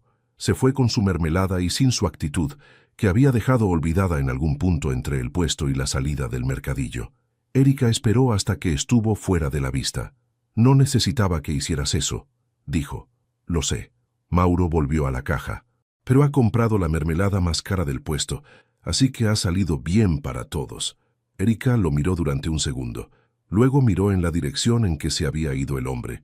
Luego volvió a mirar a Mauro, que seguía ordenando billetes con la concentración de siempre, como si lo que acababa de pasar hubiera sido algo completamente menor. «Eres muy raro», dijo al fin. «Eso me han dicho. Lo digo como un cumplido. Ya lo sé». Levantó la vista de la caja y la miró un momento, con esa expresión que ella seguía sin saber cómo clasificar del todo. «A ti también». Erika abrió la boca. La cerró. Se giró hacia el siguiente cliente que se acercaba al puesto y decidió que algunas cosas era mejor dejarlas donde estaban, al menos por el momento. El pompón de su gorro rebotó 3 veces seguidas mientras acomodaba los tarros que quedaban, y esta vez Mauro sí se rió, en voz baja, y ella fingió no haberlo escuchado. De vuelta a casa, caminando por las calles del centro con el frío de noviembre ganando terreno según caía la tarde, Erika iba con las manos en los bolsillos y Mauro a su lado con las suyas. Caminaban con esa proximidad que se instala entre dos personas cuando llevan suficientes semanas en el mismo espacio, y el cuerpo ha dejado de calcular la distancia como algo que hay que gestionar. El piloto de Fórmula 1, dijo Erika, de la nada. Mauro la miró. ¿Qué? Que todavía no me has contado cómo pasaste de querer ser piloto a ser juez. Dijiste que era una historia larga. Es larga. Tenemos 4 calles. Él caminó un momento en silencio, como si sopesara por dónde empezar. Mi padre tuvo un problema legal cuando yo tenía 19 años. No grave, pero fue suficiente para que pasáramos meses sin saber cómo iba a terminar todo. Otra pausa. El abogado que le llevó el caso era bueno. No brillante, pero bueno y honesto. Y el juez que vio la causa fue justo. No nos favoreció, simplemente fue justo. Se encogió de hombros. Decidí que eso valía más que dar vueltas en círculos a 200 por hora. Erika caminó un momento sin decir nada. ¿Y Schumacher? Dijo al fin. Schumacher sigue siendo un genio. El sueño no ha muerto, solo está aparcado. Muy apropiado, dado el estado de tu coche. Mauro la miró de reojo. Ese comentario no tiene ninguna gracia. Tiene toda la gracia del mundo y lo sabes. Él caminó otros 3 pasos antes de responder. Es posible que tenga algo de gracia. Erika sonrió de cara a la calle, para que él no pudiera verla del todo, aunque sospechaba, con una certeza que iba creciendo sin que ella le hubiera dado permiso, que a estas alturas Mauro Perine Dantas veía bastante más de lo que ella le mostraba, y que probablemente llevaba viéndolo así desde mucho antes de que ella se diera cuenta. No era una idea que la asustara exactamente. Eso en sí mismo era lo que empezaba a asustarla. El Parque del Retiro en diciembre tenía la belleza particular de las cosas que no necesitan adorno. Los árboles sin hojas dibujaban líneas precisas contra el cielo blanco. El estanque grande reflejaba una luz plana y quieta, y los pocos paseantes que había a esa hora de la mañana caminaban con el paso deliberado de quien ha salido a buscar algo más que aire fresco. Era martes, eran las 11, y el frío tenía esa textura seca y limpia del invierno madrileño que no moja pero cala. Habían llegado allí de manera vagamente accidental, como llegaban últimamente a la mayoría de los sitios. Erika había mencionado que necesitaba dar de comer a los patos del estanque, porque Keila se lo había pedido específicamente como favor, con la lógica impecable de los 17 años, que consiste en que si lo pides con suficiente convicción, alguien acaba haciéndolo. Mauro había dicho que pasaba por ahí de camino a ningún sitio concreto, lo cual era una mentira razonablemente obvia que ninguno de los dos nombró. Erika sacó del bolso una bolsa de plástico con migas de pan que había preparado en casa con una meticulosidad que tampoco pensaba admitir, y empezó a lanzarlas al borde del estanque, mientras los patos convergían con esa energía sin vergüenza de los animales que han aprendido que los humanos son, en último término, una fuente de comida gratuita. Mauro estaba de pie a su lado con las manos en los bolsillos del abrigo, mirando el estanque. ¿Cuántos hay?, preguntó. ¿Patos? Patos. Erika los contó. 14. 15 si ese de allá al fondo decide que merece la pena moverse. No va a moverse. Mauro estudió al pato en cuestión, que efectivamente permanecía inmóvil a distancia prudente, con el aspecto de alguien que ya ha calculado que el esfuerzo no compensa. Ese tiene carácter. Ese es un vago. También pueden ser lo mismo. Erika tiró otro puñado de migas y observó el caos ordenado que siguió. Los patos más agresivos avanzando, los más comedidos esperando en el margen, el del fondo sin moverse un centímetro. ¿Tú cuál serías?, preguntó. ¿De los patos? De los patos. Mauro consideró la pregunta con la seriedad que le aplicaba a todo, lo cual era parte del problema y parte de otra cosa que Erika todavía no había decidido cómo clasificar. Ese de ahí, señaló uno que nadaba ligeramente apartado del grupo principal, recogiendo las migas que los demás dejaban sin pelear por ninguna. El que espera. Erika lo miró. El que espera. El que sabe que si espera el tiempo suficiente, acaba llegándole lo que le corresponde. Silencio. Uno de esos silencios que tienen temperatura propia. Eso es o muy filosófico o muy aburrido, dijo Erika al fin. Tú me dirás. Ella tiró las últimas migas y sacudió la bolsa sobre el agua. Los patos se redistribuyeron. El del fondo siguió sin moverse. Erika dobló la bolsa y la guardó en el bolso con la concentración innecesaria de quien está pensando en otra cosa completamente diferente. Kayla me preguntó por ti, dijo, sin mirarlo. ¿Sí? Le conté que venías al centro comunitario. Una pausa. Se acordaba de ti, de cuando éramos jóvenes, digo. Tenía 6 años cuando me fui, pero se acordaba del chico que venía a estudiar a nuestra casa y que siempre le traía caramelos de menta porque eran los únicos que a ella le gustaban. Mauro no respondió de inmediato. Erika levantó la vista y lo encontró mirando el estanque con esa expresión cerrada que a veces tenía, la de estar procesando algo que no había decidido todavía si iba a compartir. Me acuerdo de ella, dijo al fin. Me acuerdo de todo. 3 palabras de más al final de esa frase, y las dos lo sabían. Erika se giró hacia el estanque. El pato del fondo había empezado a moverse, por fin, con la parsimonia de quien lo hace porque quiere y no porque se lo hayan pedido. Yo también, dijo, en voz bastante más baja que antes. El café al que fueron después era pequeño, con mesas de madera antigua y una pizarra en la pared donde alguien había escrito el menú del día con una caligrafía que pretendía ser elegante y era más bien entusiasta. Pidieron 2 cafés con leche y una napolitana de chocolate, que Erika partió por la mitad sin preguntar, y le pasó una parte a Mauro, que la cogió sin comentar nada, lo cual era exactamente el tipo de pequeña normalidad que Erika había decidido oficialmente dejar de analizar, porque el análisis no la llevaba a ningún sitio bueno. Tengo una entrevista de trabajo el viernes, dijo. ¿En otra clínica? En una veterinaria del barrio de Hortaleza. Es más lejos, pero el sueldo es mejor. Rompió un trozo de napolitana. Y me han dicho que el jefe no tiene la costumbre de contratar abogados para denunciar a sus empleadas, lo cual lo pone ya en una posición aventajada respecto a mi trabajo anterior. Un listón asequible. Los mejores son los que puedes superar. Le dio un mordisco al café. ¿Cómo va tu semana? Mauro hizo ese gesto suyo de considerar cuánto responder. Caso complicado. Una disputa de herencia que lleva 4 años en los tribunales y que podría haberse resuelto en 2 si ninguna de las partes hubiera decidido que el principio importaba más que el resultado. ¿Y no importa? El principio siempre importa. Giró la taza entre los dedos. El problema es que cuando el principio cuesta más que lo que se defiende, hay que saber cuándo parar. Erika lo miró por encima de su taza. ¿Eso lo dices como juez o como persona? Como las 2 cosas, supongo. No siempre son distintas. A veces sí, concedió él. Afuera empezó a llover con esa discreción característica de la lluvia de diciembre en Madrid, fina y persistente, la que no justifica un paraguas pero moja igual.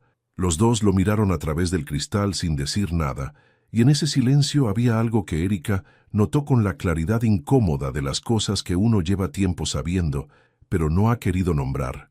Estaba bien.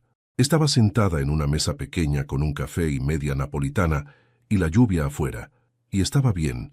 Hacía mucho tiempo que no lo estaba de esta manera, sin que hubiera nada urgente que resolver, sin que alguna parte de su cerebro estuviera calculando el siguiente problema antes de terminar con el actual. Era una sensación extraña. Era una sensación que tenía mucho que ver con la persona sentada al otro lado de la mesa, y eso era lo que la hacía extraña. «Mauro», dijo. «Sí, nada». Miró la taza, solo comprobando que seguías ahí. Él no respondió de inmediato. Cuando lo hizo, su voz tenía un registro diferente, más bajo, más directo. «Sigo aquí». Una pausa breve. «Llevo bastante tiempo aquí». Erika levantó la vista. Él la estaba mirando con esa atención sin disculpas que era imposible de sostener durante demasiado tiempo sin que algo se moviera en algún sitio. Ella bajó la vista primero, pero esta vez tardó más en hacerlo. Esa misma noche, Erika le mandó un mensaje a Kayla que decía: «Los patos estaban bien, el resto también». Kayla respondió en menos de 2 minutos con 4 emojis de corazón y una pregunta que Erika no respondió hasta el día siguiente. Y aún entonces lo hizo con la evasividad experta de quien sabe exactamente lo que está evadiendo. El resto también. Eso era quedarse muy corta, pero era lo más honesto que podía ser consigo misma por el momento. La última semana de noviembre trajo consigo un frío que ya no era del tipo contemplativo, sino del tipo que tiene intenciones serias y el centro comunitario respondió a ello como respondía a todo, con más caldo, más mantas repartidas en la puerta, y doña Amparo reorganizando los turnos con la agilidad de un jugador de ajedrez que siempre ve 3 movimientos por delante. El jueves de esa semana coincidió con el último día oficial de trabajo comunitario de Erika. Los 90 días se habían cumplido con la puntualidad de las cosas que uno no sabe si desear que terminen o que duren un poco más, y doña Amparo había organizado, con la discreción relativa de quien hace estas cosas constantemente, un pequeño desayuno de despedida antes de empezar el turno de la mañana. Había bizcocho de naranja, que era el favorito de don Fermín, había zumo. Había una tarjeta firmada por todos los usuarios habituales, con dibujos de los niños en los márgenes y una dedicatoria colectiva que decía, para Erika, que remueve el caldo mejor que nadie, con una honestidad tan directa que ella tuvo que parpadear rápido 2 veces cuando la leyó. No llores, le dijo Rocío, su amiga, que había venido expresamente para el desayuno. Que te corres el rímel. No lloro, dijo Erika, con la voz de alguien que está a punto de llorar. Claro que no. Mauro llegó a mitad del desayuno con una bolsa de churros del bar de la esquina, que puso sobre la mesa, sin hacer anuncio, y don Fermín lo recibió con el entusiasmo de un hombre al que acaban de resolver el único problema que le quedaba por resolver esa mañana. El desayuno se alargó media hora más de lo previsto, como siempre que había churros, y cuando el turno empezó y todos volvieron a sus puestos, Erika se encontró lavando bandejas junto a Mauro con la sensación extraña y levemente melancólica del último día de algo. ¿Cómo te sientes?, preguntó él sin apartar los ojos de la bandeja que estaba secando. Raro. Erika pasó el estropajo por el interior de una olla, como cuando termina un libro que no esperabas que te gustara tanto. Mauro dejó la bandeja, cogió otra. ¿Y ahora qué? Ahora empiezo en la veterinaria el lunes. Una pausa. Y supongo que dejo de verte todos los martes y jueves. Lo dijo con la naturalidad de quien enumera datos objetivos, pero el silencio que siguió tenía el peso específico de las cosas que se dicen sin decirse del todo. ¿O no?, dijo Mauro. Erika lo miró de reojo. El voluntariado no requiere condena previa, continuó él, con la misma calma. Doña Amparo estaría encantada de tenerte los jueves si quisieras seguir viniendo. Una pausa muy breve. Y yo también. Erika no respondió de inmediato. Siguió con la olla, pasando el estropajo con una atención que la olla no requería, y Mauro la dejó pensar sin presionar, porque eso era también suyo, esa capacidad de dar espacio sin retirarse. Los jueves, dijo ella al fin, los jueves. Veré qué puedo hacer. Mauro volvió a sus bandejas. En la comisura de su boca había algo que Erika decidió no mirar demasiado directamente. Por la tarde, cuando el turno terminó y el centro se fue vaciando con la cadencia habitual, Mauro le dijo que había algo que quería enseñarle si tenía tiempo. Erika tenía tiempo. Lo siguió sin preguntar a dónde, porque en algún punto de los últimos 3 meses había adquirido el hábito de seguirle cuando decía esas cosas, y ese hábito no la ponía nerviosa tanto como debería. Caminaron 20 minutos hacia el norte, hacia un barrio que Erika no conocía bien, hasta detenerse frente a un edificio de ladrillo rojo, con una fachada que en otro tiempo había tenido gracia y que el paso de los años había convertido en algo más cercano al carácter. Había una puerta metálica entreabierta y dentro, al fondo de un pasillo con olor a pintura fresca, una sala grande con las paredes cubiertas de fotografías en blanco y negro. ¿Qué es esto?, preguntó Erika. Una exposición de un fotógrafo del barrio. Mauro empujó la puerta. Lleva 20 años fotografiando el mismo mercado. Las mismas caras, los mismos puestos, las mismas mañanas. Entró y ella lo siguió. Doña Amparo me dijo que venía aquí cuando necesitaba recordar por qué hacía las cosas. La sala era pequeña y estaba casi vacía a esa hora de la tarde, con esa quietud particular de los espacios donde el arte ha tenido tiempo de instalarse con comodidad. Las fotografías eran grandes, algunas casi del tamaño de una ventana, y retrataban el mercado de la cebada en distintos momentos de los últimos 2 decenios. Una mujer mayor con un delantal que reía con la cabeza echada hacia atrás, un pescadero joven que con los años había envejecido en la misma postura, niños que en las fotos más recientes debían de tener ya 30 años. Erika caminó despacio entre las fotografías sin decir nada. Mauro la seguía un paso atrás, también en silencio, dejándola mirar. Se detuvo frente a una que estaba al fondo, más pequeña que las demás. Una mujer de mediana edad, sentada en un cajón de madera fuera de su puesto, con los ojos cerrados y las manos sobre el regazo. No dormía, solo descansaba, con la expresión completa y sin defensas de alguien que sabe que nadie la está mirando. Debajo, la fecha, 2003. «Esta», dijo Erika en voz baja. Mauro se colocó a su lado. «¿La conoces?» «No, pero la reconozco». Miró la fotografía un momento más. Mi madre tenía esa cara cuando creía que nadie la veía. Esa forma de soltar todo, aunque solo fuera un momento. Mauro no respondió. Erika siguió mirando la foto. A veces pienso que la gente que más carga con las cosas de los demás es la que menos practica esa cara. Hizo una pausa. La de soltar. ¿Cuándo la practicas tú? La pregunta aterrizó con suavidad, sin filo, pero fue directa al sitio exacto al que apuntaba. Erika tardó en responder. Poco. Bajó la mirada de la fotografía. Contigo, últimamente. Más de lo que debería, probablemente. ¿Por qué más de lo que deberías? Porque eres el juez que me condenó, dijo, pero lo dijo sin el tono de antes, sin la ironía defensiva de las primeras semanas. Lo dijo casi con humor, como una broma que ya no tenía del todo sentido, pero que era todavía cómoda de usar. Ya no soy tu juez. Su voz era quieta. La condena terminó esta mañana. Lo sé. Entonces ahora solo soy el hombre al que conociste hace 14 años y que lleva 3 meses viendo cómo repartes caldo y vendes mermelada de higo a gente que no quiere mermelada de higo. Erika se rió. Fue una risa corta y real, de las que salen antes de que uno tenga tiempo de editarlas. «¿Y que te rascó el coche?», añadió ella. «¿Y que me rascó el coche?». Una pausa. «Que por cierto ya está en el taller». «¿En serio?». «Lo llevé la semana pasada». La miró de reojo. El mecánico preguntó qué había pasado y le dije que había sido un accidente de aparcamiento. «Un accidente». Erika levantó las cejas. «Muy generoso. Soy un hombre razonable». Salieron de la exposición cuando la tarde ya había caído del todo, y las calles brillaban con la humedad de una llovizna que había parado hacía rato, pero que había dejado el suelo oscuro y refractario.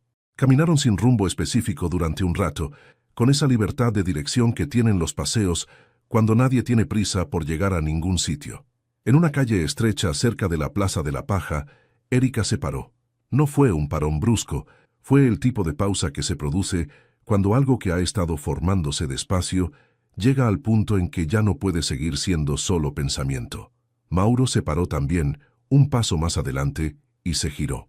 «Nunca eché de menos a nadie como te eché de menos a ti», dijo ella.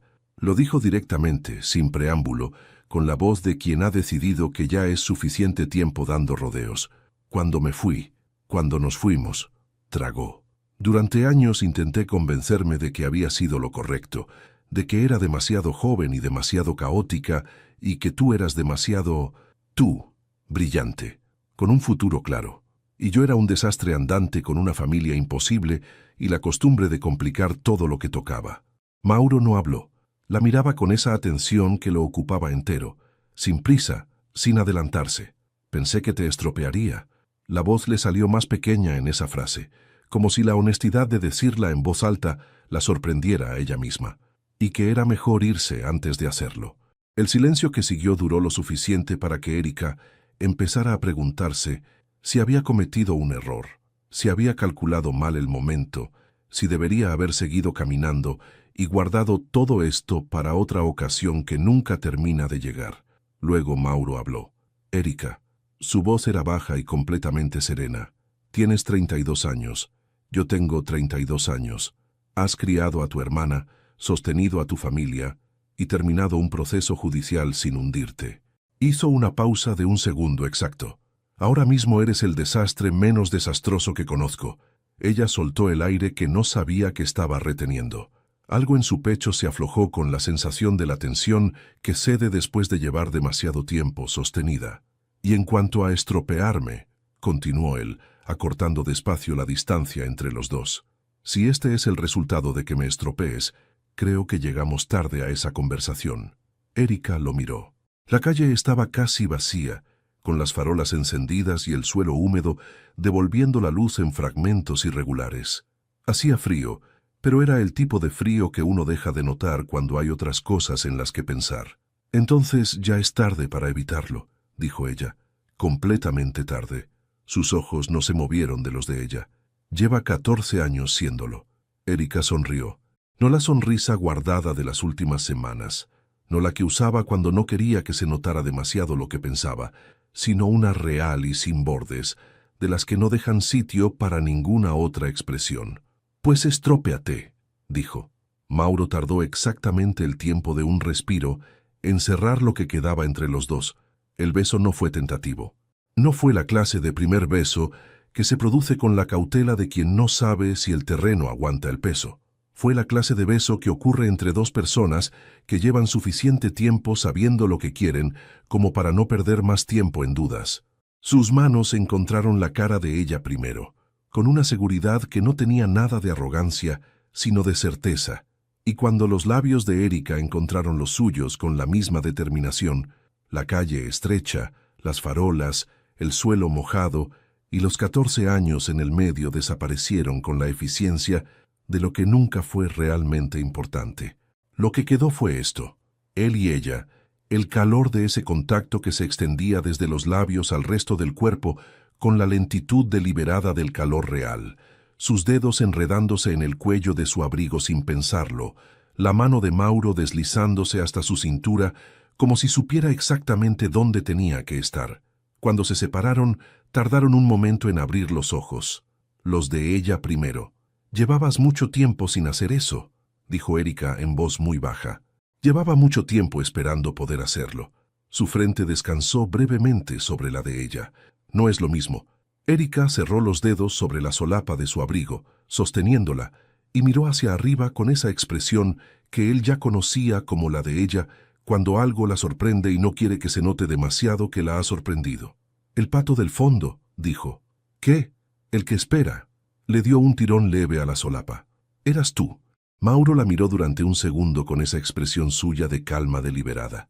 Luego, sin decir nada, volvió a besarla, esta vez más despacio, con toda la paciencia de alguien que ya no tiene ninguna razón para tener prisa. En el retiro, a esa misma hora, el pato del fondo seguía exactamente donde lo habían dejado, perfectamente quieto, completamente satisfecho. Algunas estrategias, después de todo, funcionan. Hubo un período de ajuste. Eso era lo que Erika llamaba, internamente y con la ironía afectuosa que reservaba para las cosas que le importaban demasiado como para tomarlas demasiado en serio, al mes que siguió a la calle estrecha cerca de la Plaza de la Paja. El período de ajuste.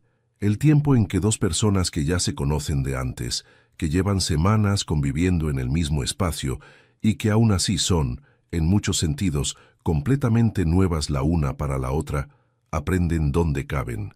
Mauro era ordenado. No de manera neurótica, sino con esa clase de orden natural que tienen las personas para quienes el caos es simplemente menos eficiente.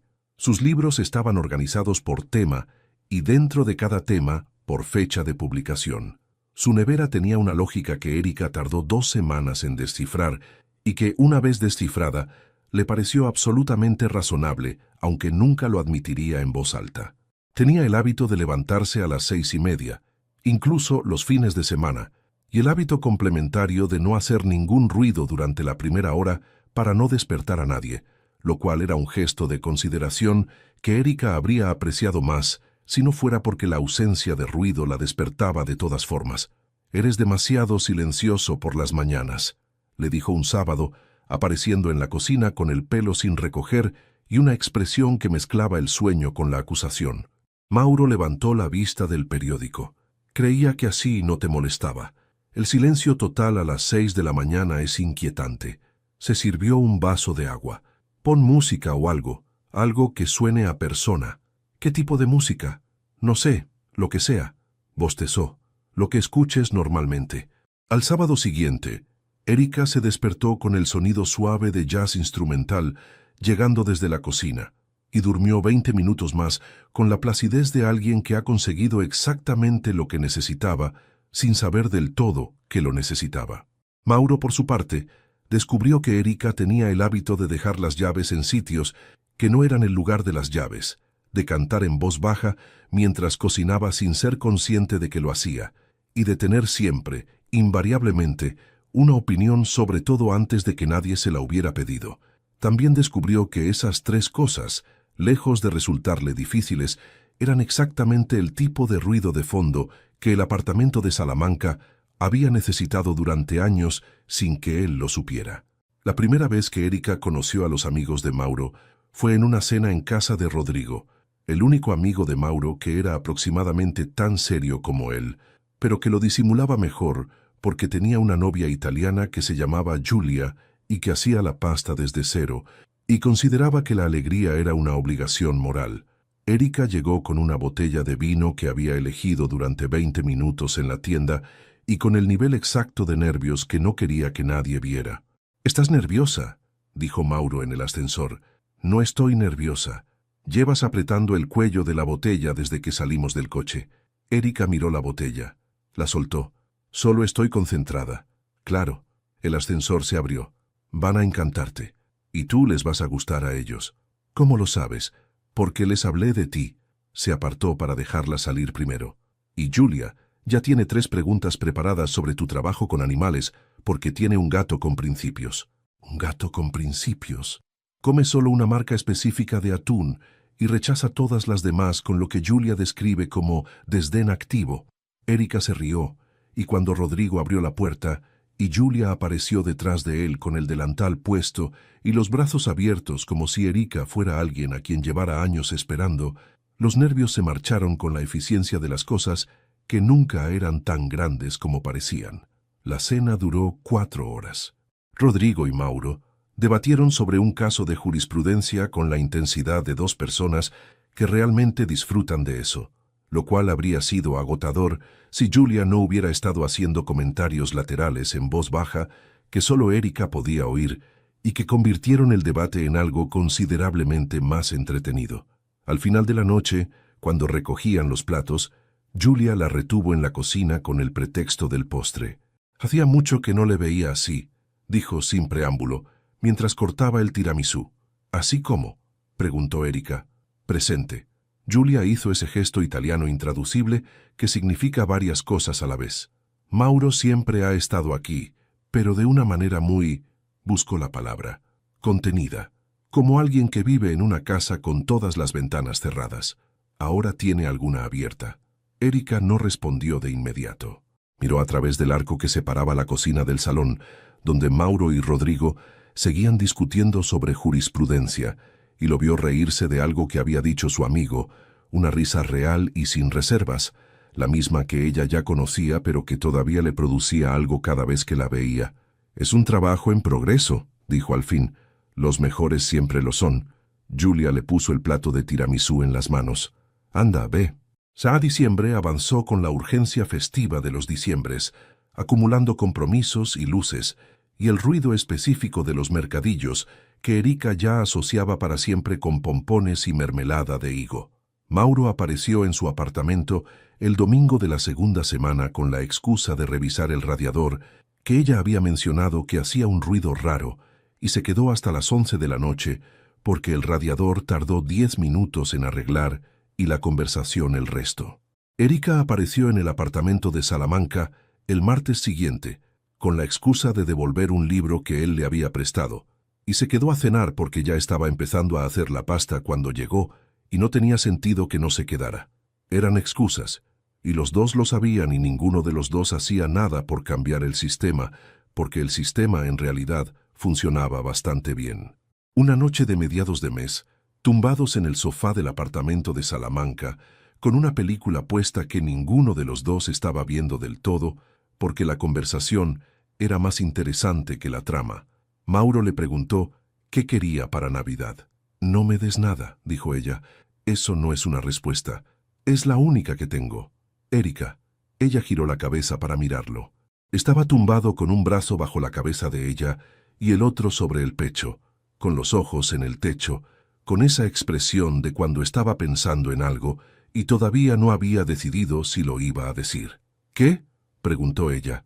Que me gustaría que pasaras la Nochebuena aquí. Una pausa. Con Kayla, si quiere venir. Rodrigo y Julia van a estar también. No es una propuesta grande. Es solo cenar. Erika lo miró durante un momento. ¿Solo cenar? Solo cenar. Con la posibilidad de que Julia haga pasta fresca, lo cual ya de por sí justifica el desplazamiento. ¿Y tú qué quieres de Navidad?, preguntó ella volteando la pregunta. Mauro bajó la vista del techo hasta ella. La miró con esa atención directa que a Erika todavía le costaba sostener sin sentir que él estaba leyendo cosas que ella no había escrito en ningún sitio. Esto, dijo, con una sencillez absoluta que no dejaba espacio para la interpretación. Esto ya es suficiente. Erika no respondió. Apoyó la cabeza de nuevo en su hombro y volvió los ojos a la película que seguía pasando sin que ninguno de los dos la mirara, y pensó que había algo en esa palabra, suficiente, que en boca de Mauro no sonaba a resignación, sino a exactamente lo contrario, a alguien que ha aprendido a reconocer lo que vale y a no pedir más de lo que necesita, porque lo que tiene ya es todo. Era, decidió Erika, la cosa más difícil de aprender y la más hermosa de recibir. Venimos, dijo al fin, Kayla y yo. Él no dijo nada, pero el brazo que tenía sobre su hombro la apretó levemente, y eso era todo lo que hacía falta decir. Nochebuena. El apartamento de Salamanca olía a canela y a naranja, y a la pasta que Julia había empezado a preparar a las 5 de la tarde, con la concentración de un cirujano y la alegría de alguien que considera que cocinar para gente que aprecia la comida es uno de los privilegios mayores de la vida adulta. Kayla llegó antes que Erika, porque Kayla llegaba siempre antes a todas partes con esa puntualidad entusiasta de los 17 años, que todavía no ha aprendido que el mundo no empieza hasta que uno llega, y Mauro la recibió en la puerta, con la misma naturalidad con que hacía todo. Le preguntó si seguía gustándole los caramelos de menta, y ella lo miró con los ojos muy abiertos y dijo que sí, y que no podía creer que se acordara, y él fue a buscarlos al cajón de la cocina, donde guardaba exactamente esa clase de cosas desde hacía 2 semanas, porque había calculado que tarde o temprano iba a necesitarlos. Cuando llegó Erika, con el abrigo oscuro y el pelo suelto y una botella de cava bajo el brazo, se paró en el umbral de la cocina y encontró a Kayla sentada en la encimera hablando con Julia sobre el gato con principios, a Rodrigo discutiendo con Mauro sobre algo relacionado con la selección española que claramente no iba a resolverse esa noche, y el apartamento entero lleno de ese ruido vivo y sin plan de las reuniones que funcionan. Mauro la vio llegar desde el otro lado de la cocina. Le quitó la botella, le dio un beso en la sien que duró exactamente el tiempo correcto y siguió la discusión de la selección como si nada, con la naturalidad de quien tiene completamente claro que esas dos cosas no son incompatibles. Erika se quedó un segundo en el umbral, con la bufanda todavía puesta y el abrigo todavía abrochado, mirando la cocina llena. Pensó, esto, solo eso, esto.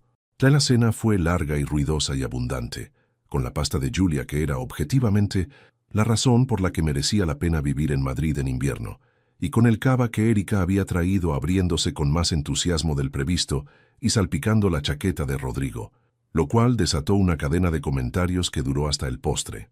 Kayla resultó ser exactamente el tipo de persona que encaja en cualquier sitio, directa con sentido del humor más rápido que el de cualquiera de los adultos presentes, y con la costumbre de hacer las preguntas que los demás estaban pensando pero habían decidido no hacer. A los postres, con el turrón a medio terminar sobre la mesa y el cava convertido en la segunda botella, miró a Mauro con la franqueza de los 17 años y le preguntó cómo era posible que un juez supiera hacer caramelos de menta aparecer de la nada. Anticipación, respondió Mauro. ¿Cómo? Que si prestas atención a lo que le importa a la gente, tarde o temprano encuentras la manera de tenerlo preparado. Kayla lo miró durante un segundo y luego miró a Erika con esa expresión de las hermanas pequeñas que equivale a un comentario entero sin decir una sola palabra. Erika le lanzó un trozo de turrón. Kayla lo cogió al vuelo y se lo comió con la satisfacción de quien ha ganado exactamente lo que pretendía. Ya Rodrigo y Julia se fueron cerca de la medianoche. Con el ritual de los abrigos y las bufandas, y los abrazos de despedida, que con Julia siempre duraban el doble de lo previsto, porque ella no consideraba que un abrazo estuviera terminado hasta que hubiera transmitido completamente lo que quería transmitir. Kayla lo siguió poco después, con los caramelos en el bolsillo y la promesa de que Erika la recogería al día siguiente para comer con su madre en la clínica. Y entonces el apartamento quedó en silencio. No el silencio vacío de antes, sino el silencio lleno de los espacios donde acaba de haber vida y todavía huele a ella, a pasta y a cava y a la vela de canela que Julia había traído y que seguía encendida sobre la repisa.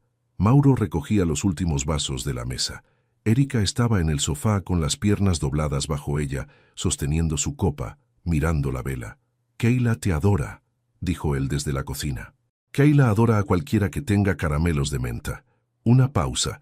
«Aunque contigo creo que es algo más que los caramelos». «¿Ah, sí? Le has preguntado cómo le iba en la facultad sin que ella lo mencionara.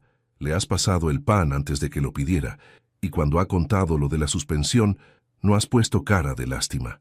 ¿Eso importa?» «Para ella importa muchísimo». Erika giró la copa entre los dedos. No le gusta que la miren como a alguien que necesita ser salvada. Es algo que tenemos en común. Mauro terminó en la cocina y vino al salón. Se sentó a su lado, no en el extremo opuesto del sofá, sino cerca, con esa proximidad que ya era simplemente su manera de ocupar el mismo espacio. Erika se recostó levemente hacia él sin pensarlo. «¿Puedo preguntarte algo?», dijo ella. «Llevas 3 meses preguntándome cosas sin pedir permiso. No tienes que empezar ahora. Este es diferente». Él la miró. «Pregunta». Erika tardó un momento, no porque no supiera lo que quería decir, sino porque quería decirlo bien, sin los bordes defensivos de antes, sin la ironía que usaba cuando las cosas le importaban demasiado y no sabía cómo sostenerlas sin que se notara. «¿Cómo supiste que seguías queriéndome?», dijo. «Después de todo ese tiempo, después de que me fui sin casi explicarte nada». Levantó la vista hacia él. «Yo habría estado furiosa. Yo estuve furiosa. Conmigo misma. Durante años. ¿Cómo es que tú no lo estabas?». Mauro la miró en silencio durante un momento. La vela parpadeó. Afuera, en algún lugar de la ciudad, alguien estaba encendiendo los primeros petardos de la noche. «Lo estuve», dijo al fin, «durante bastante tiempo». Una pausa. «Pero la rabia es agotadora si no tiene a dónde ir. Y tú no estabas aquí para recibirla, así que acabé soltándola en algún momento». Buscó cómo seguir. «Lo que no solté fue lo demás». «¿Lo demás?». «Lo que recordaba de ti». Su voz era tranquila, sin dramatismo. La forma en que pensabas, la forma en que hablabas cuando algo te importaba de verdad, con todo el cuerpo, no solo con la boca, la forma en que te reías de tus propios errores antes de que nadie pudiera reírse de ellos por ti. Hizo una pausa. «Eso no se va porque alguien se marche, se queda donde estaba». Erika no respondió durante un momento. La vela seguía ardiendo. Los petardos seguían sonando, más cerca ahora. «Mauro», dijo. «¿Sí? 14 años es mucho tiempo para guardar algo». «Sí». Una pausa brevísima. «Pero algunas cosas mejoran si les das tiempo suficiente». Ella lo miró. Él la sostuvo la mirada sin parpadear, con esa paciencia suya de siempre, la del pato del estanque, la de alguien que ha esperado lo suficiente como para saber que lo que llega al final siempre vale más que lo que llega deprisa. Erika dejó la copa sobre la mesa. «Oye», dijo acortando los centímetros que quedaban entre los dos hasta que no quedó ninguno. «¿Sabes qué es lo más frustrante de todo esto?». «¿Qué?». Su voz bajó un tono. «Que tienes razón en todo». Lo dijo con la expresión de quien está admitiendo algo que le ha costado un esfuerzo considerable. «En lo del pato, en lo de esperar, en lo de que algunas cosas mejoran con el tiempo». Una pausa. «Es enormemente irritante». La comisura de la boca de Mauro se movió. «Lo sé. No puedes tener razón en todo. Es un defecto. Lo estoy trabajando. Trabájalo más rápido». Él se rió. Una risa baja y real que Erika recibió directamente en el pecho, con la calidez específica de las cosas que son completamente suyas. Luego la distancia que quedaba desapareció, y el beso que siguió no tenía la urgencia del de la calle estrecha, sino algo diferente, más hondo, más asentado, la clase de beso que no tiene prisa porque sabe que ya no hay ninguna razón para tenerla. Afuera, El reloj de alguna iglesia del barrio empezó a dar las 12, con esa solemnidad un poco anticuada de los relojes que llevan suficiente tiempo en el mismo sitio como para haber visto de todo y seguir contando. Erika contó los 12 campanazos sin separarse de él, con los dedos enredados en su jersey y los ojos cerrados. Y cuando el último sonó y la ciudad entera pareció inhalar y soltarlo todo al mismo tiempo, pensó que había algo en empezar un año nuevo exactamente así, sin resoluciones ni listas ni propósitos de enmienda, sino simplemente aquí, en este sofá, con esta persona, con toda la vida todavía por delante, para descubrir a dónde llevaba esto que habían construido entre los dos sin tener del todo claro el plano. Más tarde, mucho más tarde, cuando las velas se habían consumido y la ciudad se había ido calmando y el apartamento de Salamanca volvía a tener ese silencio suyo de siempre, pero diferente, lleno de otra manera, Erika estaba de pie en el balcón con el abrigo de Mauro sobre los hombros, mirando la calle vacía y fría. Él apareció detrás de ella con 2 tazas de té y se quedó a su lado, apoyados los dos en la barandilla, mirando los últimos coches de la noche pasar despacio por abajo. «¿En qué piensas?», preguntó él. «En que me alegro de haber rascado el coche». Mauro tardó exactamente 2 segundos. «No, que sí. Si no lo hubiera hecho no habrías bajado a ver qué pasaba y no nos habríamos encontrado y todo esto...». Hizo un gesto vago pero suficiente hacia el apartamento, hacia la noche, hacia los dos. No habría pasado. Todo esto habría pasado de alguna manera. Cogió su taza. Habríamos coincidido en el tribunal de todas formas. Sí, pero con mucha menos anécdota. Erika lo miró. El coche le da a la historia un arco narrativo. El coche le da a la historia 4.000 euros de reparación. Para eso tienes sueldo de juez. Mauro la miró con esa expresión que ya era suya de él, la de la paciencia que está a punto de convertirse en otra cosa. Eres incorregible. Lo sé, le devolvió la mirada sin pestañear. ¿Problema? Él consideró la pregunta con la misma seriedad que consideraba todo. Luego negó despacio con la cabeza. Ninguno. Erika sonrió. No la sonrisa contenida de los primeros días, ni la irónica de los momentos difíciles, sino la de ahora, la que no tenía ningún borde porque ya no necesitaba tenerlo. Se recostó contra él, con la taza en las manos y el abrigo de él sobre los hombros, y el frío de diciembre completamente incapaz de llegar a ningún sitio que importara, y miró la calle de Madrid, que empezaba a quedarse quieta, y pensó que esto era exactamente la forma en que las cosas buenas deben comenzar, no con fuegos artificiales ni grandes declaraciones, sino con 2 personas en un balcón a las 2 de la mañana, con el té caliente y la ciudad dormida y todo el tiempo del mundo. Arriba, en el cielo de Madrid, una estrella decidió que era buen momento para brillar un poco más de lo habitual. Abajo, en la calle, el Audi aparcado resplandecía recién pintado, sin una sola raya, aunque eso, a estas alturas, ya le importaba bastante poco a los dos.